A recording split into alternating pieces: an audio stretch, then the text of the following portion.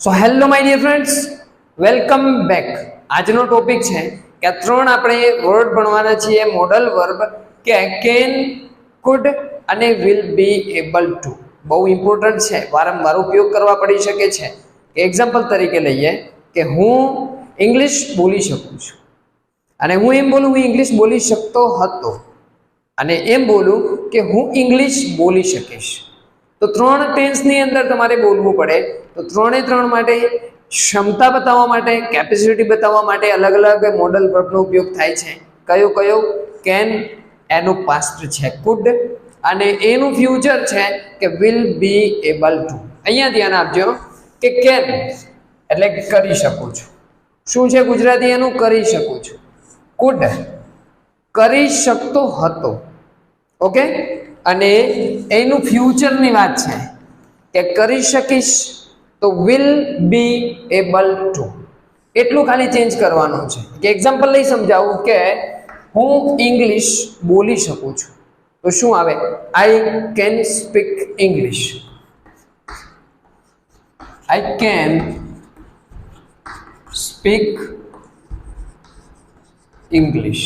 Okay, understood. I can speak English. હું ગુજરાતી બોલી શકું છું, તો આઈ કેન સ્પીક ગુજરાતી. હું ખાવા રાંધી શકું છું, તો આઈ કેન કુક ફૂડ. તો કંઈ પણ કરી શકો છો, તો એ તમને ખબર છે કે કેન નું મૂકવાનું છે. ઓકે, હું એમ બોલું છું કે હું ક્રિકેટ રમી શકું છું, તો શું આવે? I can play cricket. એટલે તમે ક્રિકેટ રમી શકો છો. હું મોબાઈલ યુઝ કરી શકું છું, તો શું આવે? I can use a mobile. I can use a mobile. હું પિકનિક જઈ શકું છું, તો I can go on picnic. હું ક્રિકેટ રમી શકું છું, આઈ કેન પ્લે ક્રિકેટ. હું ગીત ગાઈ શકું છું, તો I can sing a song. હું વાર્તા લખી શકું છું, I can write a story. લખવું એટલે રાઇટ. તો હંમેશા V1, ઓકે, V1 મૂકવાનું છે. એટલે કે સ્પીક, પ્લે, યુઝ અને સિંગ.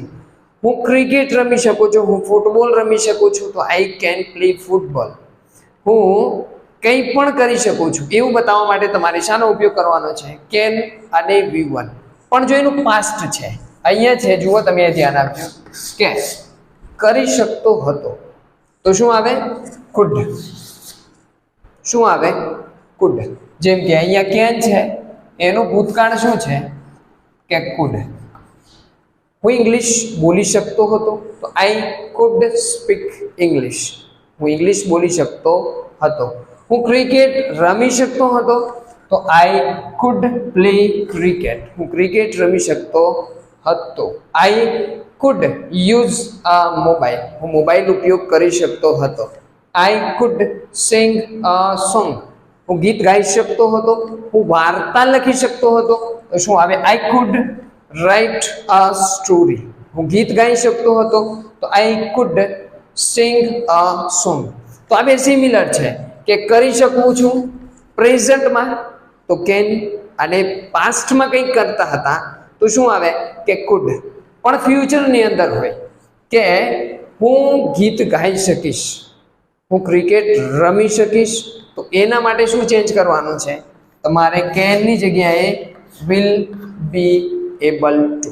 ઓકે, ધ્યાન આપજો કે હું ક્રિકેટ રમી શકીશ. હવે ફ્યુચરની વાત કરે છે કે કંઈક કરી શકીશ ફ્યુચરમાં, તો આઈ વિલ કેન ના આવે. એનું મિસ્ટેક નહીં કરતા, I will be able to આવે. I will be able to. આ કેનની જગ્યાએ છે. શાની જગ્યાએ? કેન. ફ્યુચરમાં કંઈક બતાવવું છે કે ફ્યુચરમાં કંઈક કરી શકીશ, તો આઈ વિલ બી એબલ ટુ. ક્રિકેટની વાત છે તો પ્લે ક્રિકેટ. હું ક્રિકેટ રમી શકીશ. હું ઇંગ્લિશ બોલી શકીશ, અથવા તો તમે ઇંગ્લિશ બોલી શકશો, તો શું આવે? યુ પછી will be able two speak English. You will be able to speak English. Okay. હું કાર ચલાવી શકીશ તો શું આવે? I will be able to drive a car. હું નદીમાં તરી શકીશ તો I will be able to swim in the river. તો ફ્રેન્ડ્સ ક્લિયર થઈ ગયું હશે કે કંઈક ભવિષ્યમાં કરી શકીશ. હું ગીત ગાઈ શકીશ તો I will be able to sing a song. હું મોબાઈલ યુઝ કરી શકીશ તો I will be able to use a mobile. તો ત્રણે ત્રણ શું કહેવા માંગે છે? એક જ વસ્તુ બતાવે છે કે કંઈક કરી શકો છો, કંઈક કરી શકતા હતા અને કંઈક. ત્રણે ત્રણને રિકોલ કરીએ કે ત્રણે ત્રણ શું બતાવે છે? કેપેસિટી બતાવે છે, પ્રેઝન્ટની કેપેસિટી બતાવી છે. તો શાનો ઉપયોગ કરવાનો છે? Can. I can speak English, હું ઇંગ્લિશ બોલી શકું છું. અને શકતો હતો તો કેનનું ખાલી શું કરવાનું છે? Food.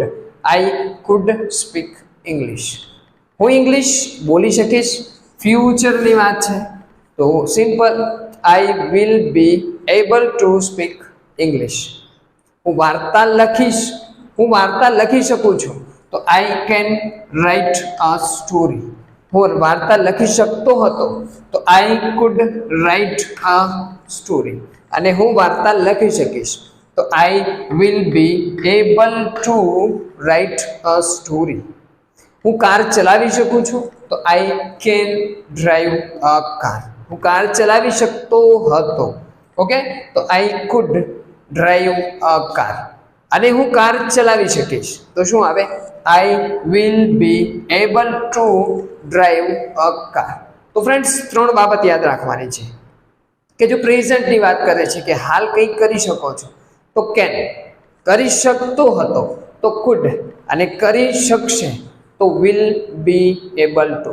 So friends I hope કે ક્લિયર થઈ ગયું હશે કે કેન, કુડ અને વિલ બી એબલ ટુ. આવી જ રીતે પ્રેક્ટિસ કરવા માટે, નાના નાના સ્ટ્રક્ચર શીખવા માટે અમારી ચેનલ સાથે જોડાઈ જાઓ.